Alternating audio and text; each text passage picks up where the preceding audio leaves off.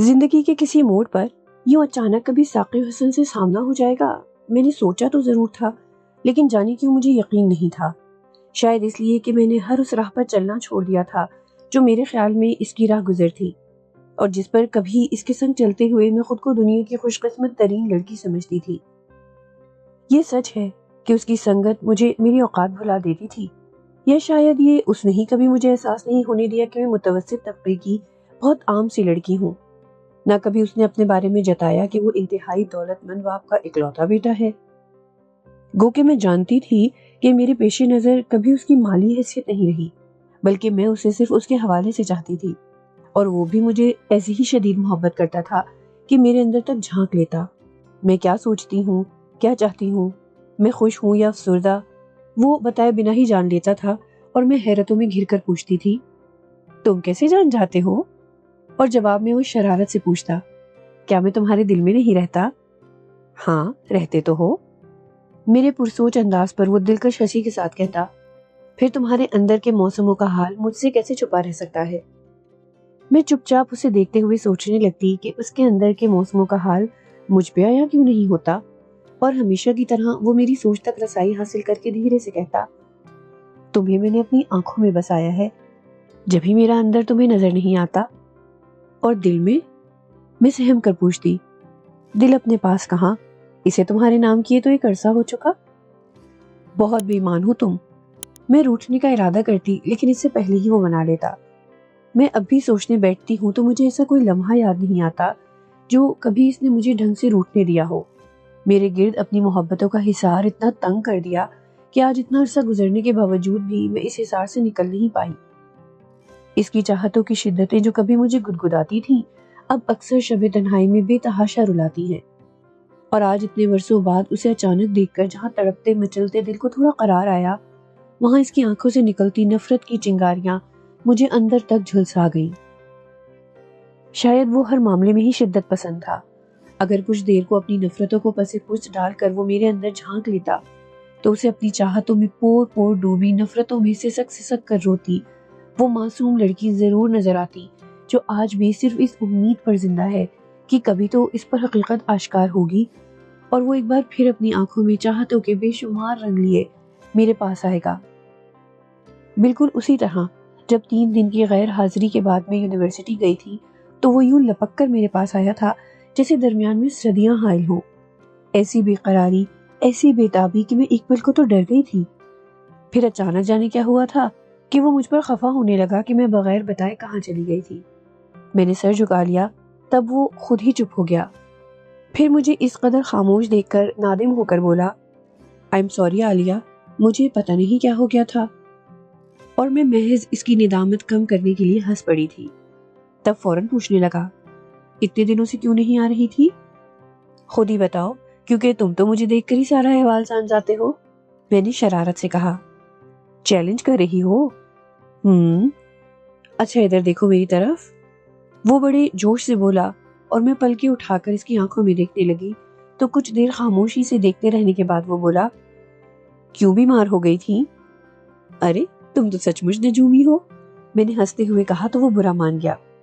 मुझे नजूमी कहकर मेरी मोहब्बतों की तौहीन मत करो। सॉरी, मैं वाकई शर्मिंदा हो गई। फिर कितने बहुत सारे दिन गुजर गए, और हर गुजरता दिन हमें एक दूसरे के और करीब करता गया। मैं जो अपने घर में बहुत ज्यादा मसाइल में घिरी हुई थी, इसकी मोहब्बत की पनाहों में आकर कुछ देर को सब भूल जाती। मैं नहीं चाहती थी कि अपने मसाइल उस पर आश्कार करूं, जाने क्यों, जबकि वो अपने तमाम दुख मेरे साथ शेयर करता था। इसके दुख, हाँ इसके दुख भी ऐसे ही थे जैसे और अमीरजादों के होते हैं, यानी इसकी मम्मी डैडी के पास उसके लिए वक्त नहीं होता, और वो बहुत ज्यादा तन्हाई महसूस करता है। और जब भी वो अपनी तन्हाई का रोना रोता, मुझे अपना डरबा नुमा घर याद आ जाता, जिसमें कोई ऐसा कोना तलाश करती जहां लम्हा भर सुकून से बैठकर उसे सोच सकूं। लेकिन मुझे कभी तन्हाई नहीं मिली। जब कभी बैठती तो कोई ना कोई आ जाता, और मैं घबराकर खड़ी हो जाती। उस रोज मुझे हैरत का शदीद झटका लगा था जब उसने बताया कि वो तन्हाई से घबराकर हॉस्टल में शिफ्ट हो गया है। और मेरी हैरान आंखों में देखकर वो शरारत से बोला, फिक्र ना करो, तुम्हें विदा करके घर ही ले जाऊंगा, हॉस्टल नहीं लाऊंगा।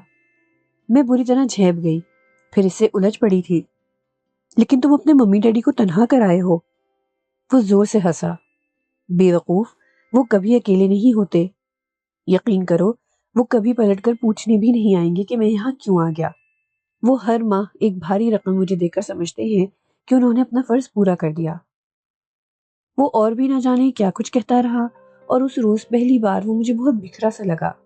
اس کا ٹوٹنا بھی میرے اندر ترازو ہو گیا تھا، اور اس وقت بھی جب سونے چاندی کی دیوار ہمارے درمیان حائل ہو کر میرے ارمانوں کا خون کر گئی، تب بھی مجھے زیادہ اس کی تنہائیوں کے خیال نے رلا دیا۔ میں پہروں بیٹھی سوچا کرتی کہ پتہ نہیں وہ اپنے دکھ سکھ کس کے ساتھ شیئر کرتا ہوگا۔ کتنی عجیب بات ہے کہ اس وقت جب میں سوچنے کے لیے تنہائی کھوجتی تھی تو مجھے ایسی کوئی جگہ نہیں ملتی تھی جہاں بیٹھ کر میں اس کی شوخ نگاہوں کا حصار اپنے گرد کھینچتے ہوئے پلکیں موند لوں۔ اور اب جبکہ میں اس کی یاد سے غافل ہو کر ایک ہجوم میں کھو جانا چاہتی ہوں تو تنہائیاں میرا مقدور ہو گئی ہیں، جہاں وہ بنا دستک دیے دندناتا ہوا چلا آتا ہے۔ یہ ستم نہیں تو اور کیا ہے؟ کاش ثاقب حسن تم آج بھی نظر نہ آتے، میں نے کرسی کی بیک سے سر ٹکاتے ہوئے دکھ سے سوچا، اور جیسے ہی پلکوں کے در بند کیے کتنے خوبصورت لمحات ایک دوسرے کو دھکیلتے چلے آئے۔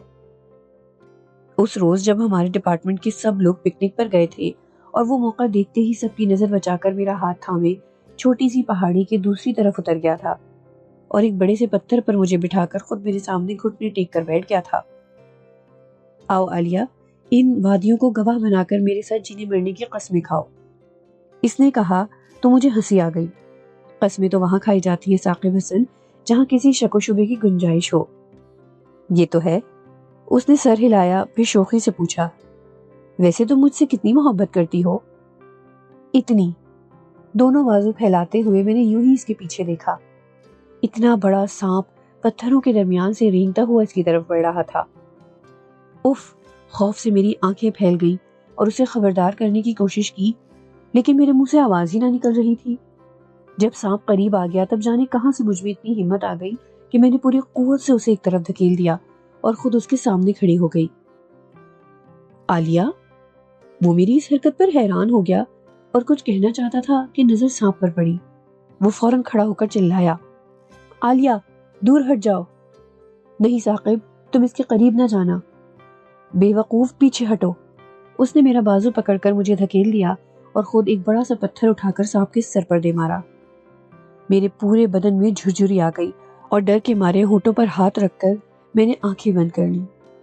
پھر جب وہ سانپ کو مار کر میری طرف پلٹا تو میں آنکھیں بند کی کھڑی تھی اور میرا پورا وجود آہستہ آہستہ ہل رہا تھا۔ کتنی دیر بعد جب مجھے گہری خاموشی کا احساس ہوا تو میں نے ڈرتے ڈرتے آنکھیں کھولی۔ وہ مجھ سے 2 قدم کے فاصلے پر کھڑا محویت سے ایک ٹک مجھے دیکھے جا رہا تھا۔ میں بری طرح نروس ہو گئی اور اس کی طرف سے پیٹھ موڑتی ہوئی بولی، یہ کیا حرکت ہے؟ اس میں میرا کوئی قصور نہیں، پوری کائنات ہی ساکت ہو گئی تھی۔ وہ خوبصورت مسکراہٹ کے ساتھ بولا تھا، اور جس روز اس نے مجھ سے کہا تھا کہ وہ مجھے اپنے ممی پاپا سے ملوانے لے جائے گا تو اس رات میری جاگتی آنکھوں میں کیسے سندر سپنے اترے تھے۔ ایک پل کو بھی میں سو نہ سکی تھی، اور اس رات کی سحر جب ہوئی تو آسمان کے سینے پر چمکتا ہر ستارہ میرا ہمراز ہو چکا تھا۔ کتنی نادان تھی میں، کسی اندیشے کو قریب نہیں پھٹکنے دیا، بہت لگن سے اس کے ساتھ چل پڑی تھی۔ اس کی ماما بظاہر بہت محبت سے ملی اور کچھ دیر بعد ثاقب کو کسی کام کے بہانے بھیج دیا۔ تب بھی بات تو انہوں نے نرمی سے کی تھی۔ مجھے ثاقب نے بتایا ہے کہ تم دونوں ایک دوسرے کو پسند کرتے ہو اور وہ تم سے شادی کرنا چاہتا ہے۔ مجھے اس پر کوئی اعتراض تو نہیں ہے، لیکن میں سمجھتی ہوں تم دونوں زیادہ عرصے تک ایک دوسرے کے ساتھ نہیں چل سکتے۔ تم مڈل کلاس کی لڑکی ہو، ہماری سوسائٹی میں کبھی ایڈجسٹ نہیں کر سکو گی۔ اسی طرح ثاقب تمہارے ماحول میں نہیں جا سکتا، تو کیا فائدہ ایسی شادی کا جو 1-2 سال میں ختم ہو جائے؟ اس کے بعد ثاقب کے لیے تو کوئی مشکل نہیں ہوگی، لیکن تم…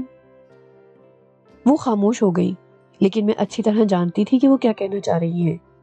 قدر توقف کے بعد وہ پھر گویا ہوئی، ثاقب نادان ہے، اسے اگر میں یہ ساری باتیں سمجھانے کی کوشش کروں گی تو وہ کبھی مجھ سے اتفاق نہیں کرے گا۔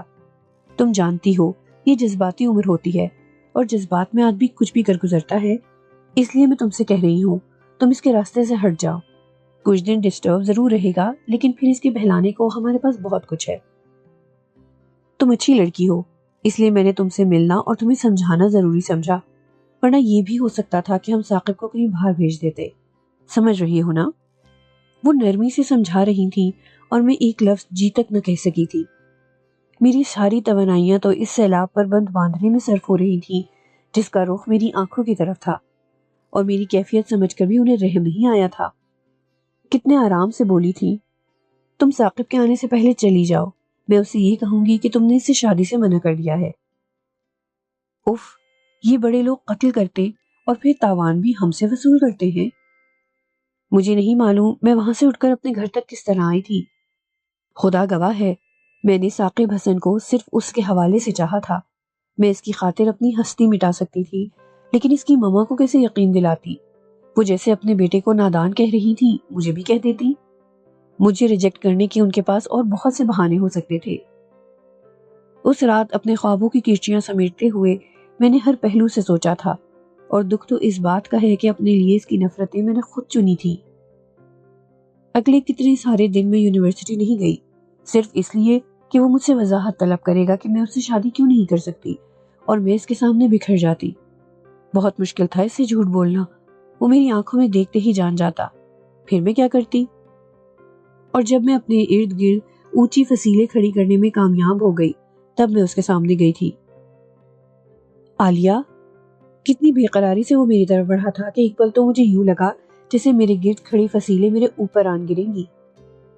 کہیں چلی گئی تھی؟ بے قراری سے اس نے پوچھا اور میں افسردگی سے مسکرا دی. عالیہ تم بہت ظالم ہوتی جا رہی ہو. پتہ ہے تم سے بہت زیادہ خفا ہونے کو اور بہت زیادہ لڑنے کو جی چاہتا ہے، لیکن میں نے اپنی ساری خفگیاں، ساری لڑائیاں بات کے لیے اٹھا رکھی ہیں. وہ کتنے یقین سے کہہ رہا تھا. بے وقوف، ماما کے سامنے نروس ہونے کی کیا ضرورت تھی؟ کیا کہہ رہی تھی تمہاری ماما؟ میں نے جانے کس خیال میں گھر کر پوچھا تھا. کہہ رہی تھی تم نے شادی سے منع کر دیا. میں سمجھ گیا تم نروس ہو گئی ہوگی، اور میں نے ماما سے بھی یہی کہا. نہیں، میں نروس تو نہیں ہوئی تھی، میں نے کہا تو اس نے چونک کر پوچھا. پھر اور مجھے قتل ہو کے بھی تاوان ادا کرنا تھا. اتنے دنوں سے جو سوچا تھا اسے کہنے میں کتنی دشواری ہوئی تھی. میں نے تمہیں بتایا نہیں تھا ثاقب حسن، اصل میں بچپن سے ہی اپنے کزن سے منسوب ہوں. اور عالیہ، اس نے فوراً ٹوکا، آگے ایک لفظ نہیں کہنا، میں ایسا مذاق برداشت نہیں کر سکتا. میں مذاق نہیں کر رہی ہوں ثاقب حسن. وہ کتنی دیر تک مجھے کھوجتی ہوئی نظروں سے دیکھتا رہا، اور جب کچھ نہ جان پایا تو مجھے کندھوں سے تھام کر جھنجھوڑنے لگا. یہ فریب میرے ساتھ ہی کیوں؟ کیا تمہیں کوئی اور نہیں ملا تھا؟ بتاؤ عالیہ، وقت گزاری کے لیے تم نے میرا ہی انتخاب کیوں کیا؟ اف، میں تمہیں کس قدر معصوم سمجھتا تھا. اچانک ہی اس کی آنکھوں سے شعلے نکلنے لگے تھے. مجھے فریبی، دھوکے باز اور جانے کیا کچھ کہتا رہا، اور میں اپنی محبت کے اس انجام پر رو بھی نہ سکی. سارے الزام چپ چاپ سہ لیے، اور اس کے بعد میں نے وہ سارے راستے اپنے لیے بلاک کر دیے جو اس کی راہ گزر تھے. یونیورسٹی کو خیر بات کہہ دیا اور جاب کر لی. گھر میں سب سے بڑی ہونے کے ناطے اماں کو سب سے زیادہ میری فکر تھی. لیکن جب میری آمدنی سے گھر کے حالات کچھ بہتر ہونے لگے تو اماں قصداً مجھ سے نظریں چرا کر چھوٹیوں کی فکر کرنے لگی. اور میرے لیے ہی اچھا تھا، کیونکہ اپنے بارے میں سوچ چکی تھی کہ ثاقب حسن نہیں تو پھر کوئی بھی نہیں. وہ میری زندگی سے نکلا تھا، دل سے نہیں. جبھی تو آج اسے دیکھ کر میں بے اختیار ہو گئی ہوں. گزشتہ 5 سالوں سے میں صرف اس کی یادوں سے خود کو بہلاتی آئی ہوں. میری ہر شب گواہ ہے، اس کے تصور کے بنا کبھی میری پلکیں گلے نہیں ملی. جانے کیوں مجھے یقین سا رہا کہ کبھی اس پر حقیقت ضرور آشکار ہوگی، تب وہ مجھے کھوجتا ہوا آئے گا. لیکن آج 5 سال بعد مجھے دیکھ کر جس نفرت سے اس نے منہ موڑا، اس سے میں پھر اسی مقام پر آ کھڑی ہوئی ہوں جہاں سے چلی تھی. یعنی اپنی تپسیا کے دن پھر سے شمار کرنے ہوں گے. اف، عمر بیت جائے گی. میں نے پلکوں کے در کھولے تو کتنے آنسو کناروں سے چھلک گئے، اور مجھے خود پر اختیار نہ رہا. اپنی جگہ آ کر لیٹی تو تکیے میں منہ چھپا کر سسکنے لگی. صبح اٹھی تو سر بہت بھاری ہو رہا تھا.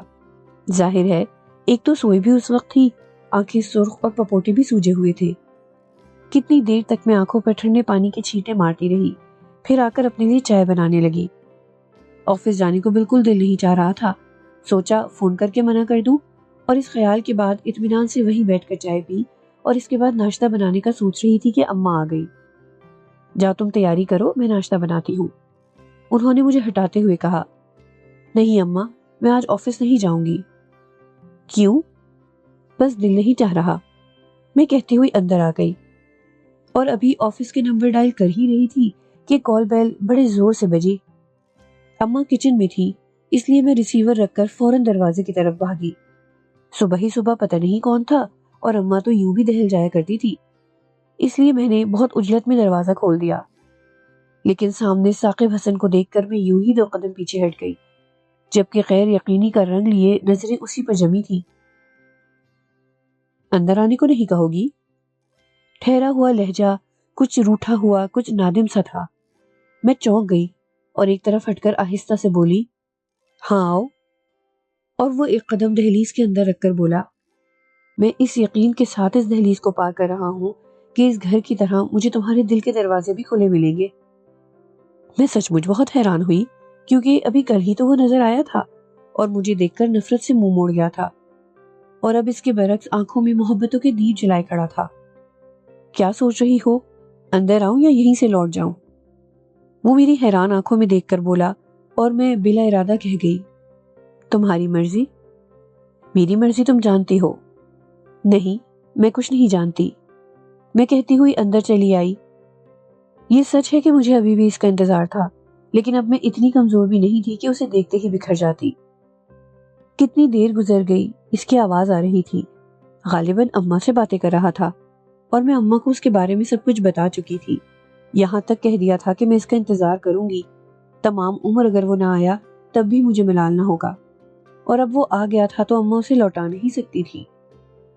کتنی دیر بعد مجھے اپنے پیچھے اس کے قدموں کی آواز سنائی دی تو میرا دل زور زور سے دھڑکنے لگا، اور ابھی میں خود پر قابو پا ہی رہی تھی کہ وہ کہنے لگا، سنو، کیا تم نے نہیں کہا تھا کہ قسمیں وہاں کھائی جاتی ہیں جہاں کسی شک و شبے کی گنجائش ہو؟ پھر تم نے میرا اعتبار کیوں نہ کیا؟ مجھے تمہارا اعتبار تھا۔ جھوٹ کہتی ہو۔ اس نے میرا بازو تھام کر ایک جھٹکے سے اپنی طرف گھمایا۔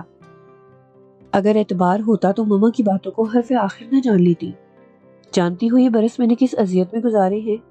اگر کل تم نظر نہ آتی اور تمہاری آنکھوں میں وہ اولین رنگ نہ دیکھ لیتا تو ابھی بھی اندھیرے میں رہتا۔ لیکن تم تو نفرت سے منہ موڑ گئے تھے۔ میں کہے بغیر نہ رہ سکی، بے خبر تھا، اسی لیے رات ماما کے سامنے تمہاری باتیں لے بیٹھا، اور کیونکہ وہ جان چکی تھی کہ میں تمہاری جگہ کسی اور کو نہیں دے سکتا، اس لیے انہیں سچ بولنا پڑا، اس نے خفگی بھرے انداز میں بتایا، اور مجھے یقین تھا کبھی نہ کبھی اس پر حقیقت آشکار ہوگی اور وہ میرے پاس ضرور آئے گا، کچھ روٹھا روٹھا، کچھ نادم نادم، اور میں اپنے روٹھے کو منانے کے ڈھنگ سیکھ گئی تھی۔ اگر آپ کو ہماری کہانیاں پسند آ رہی ہیں تو ہمارا چینل ضرور سبسکرائب کریں، اور ساتھ ہی ساتھ بیل آئیکن کو بھی دبائیں تاکہ ہماری تمام کہانیاں آپ کو سب سے پہلے مل سکیں۔